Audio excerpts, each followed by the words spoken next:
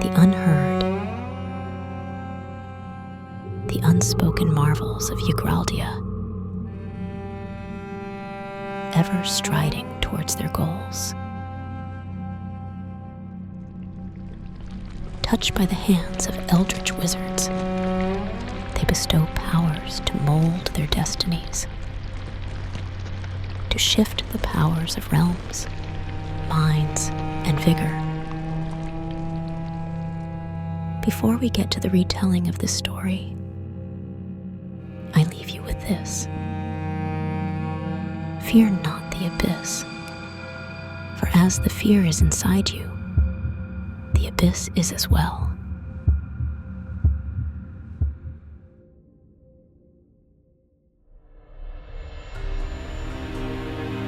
The Chronicles of Yggdrasildia, The Nameless, Session 47, the Astro Explorers exhibit.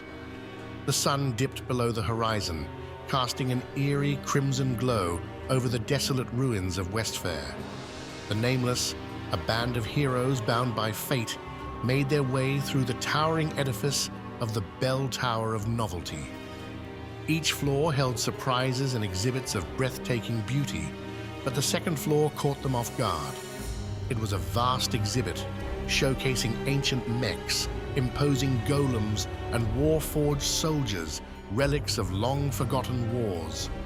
Shelves, podiums, and glass cabinets displayed effigies and miniatures, casting long shadows in the dim light, creating an atmosphere both somber and awe-inspiring.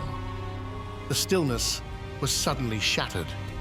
A legion of Warforged sprang to life, abducting Smore in a flurry of gears and metal. The room filled with the deafening rev of engines. Red eyes gleamed menacingly from the darkness as the Nameless faced a towering behemoth mech and its legion of Warforged soldiers.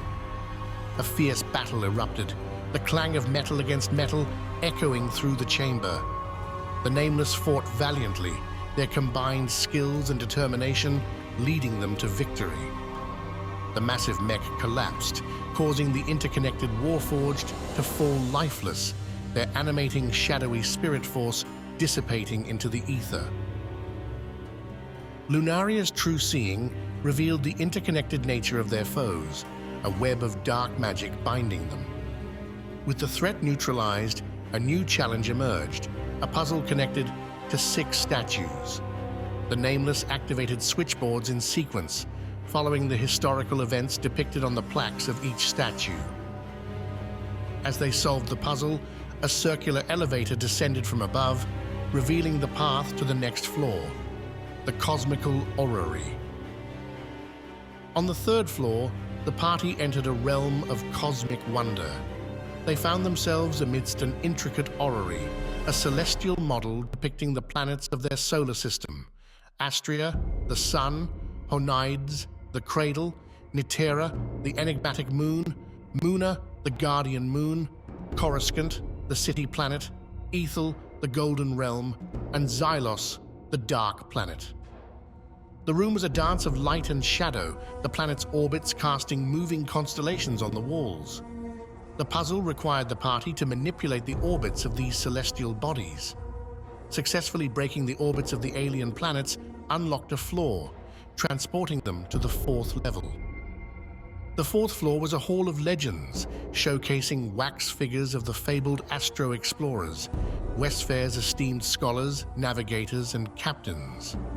Among these was a depiction of Sir Galadin in his elven form, his waxen face noble and wise. As they walked through the dark halls, Jafar's celestial compass revealed a rift in reality, a shimmering tear in the fabric of the world, hinting at a gateway to the true void. Leaving the anomaly for now, they pressed on to the 5th floor.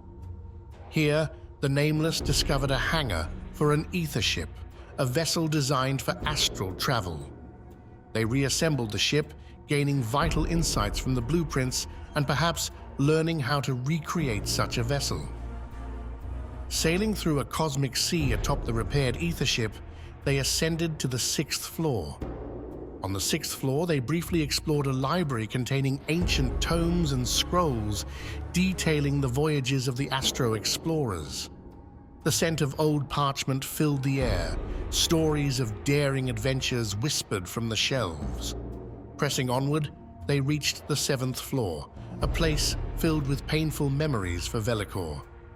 It perfectly depicted the day he lost his arms, with the familiar tree-ant friend, Woody stuck in the gears and remnants of black feathers from bird-human littering the ground. Finally, on the 8th floor, the Nameless found racks of weapons waiting for them, each blade and staff shimmering with latent power. As they prepared for what lay ahead, familiar footsteps echoed behind them. Small and Donnie had caught up with the party, their faces determined. Together, they armed themselves and faced a projection of the Red Beast of Novelty, a fearsome apparition as the light from the windows dimmed ominously. Tepin, without hesitation, swung his sword and shattered the beast's spectral visage, the light scattering like shards of glass.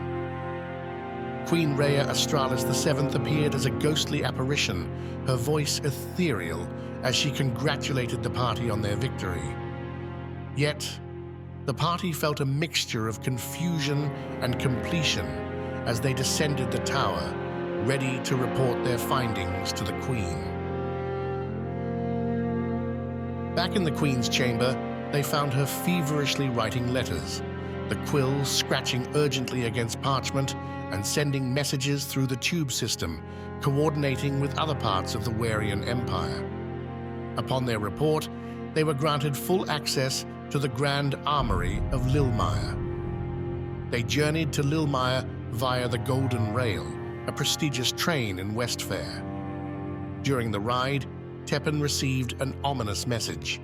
Perhaps you fancy yourself a cunning fox, Tepin, hiding amongst those pathetic heroes of your so-called party, ready to save the world, are you? Great job with the riders, by the way. I know of the Nameless City. We will be in touch.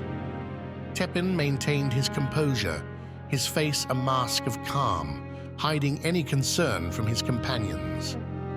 Upon arrival at Lilmire, they were greeted with cheers from the inhabitants, royals, soldiers, and even a dragon.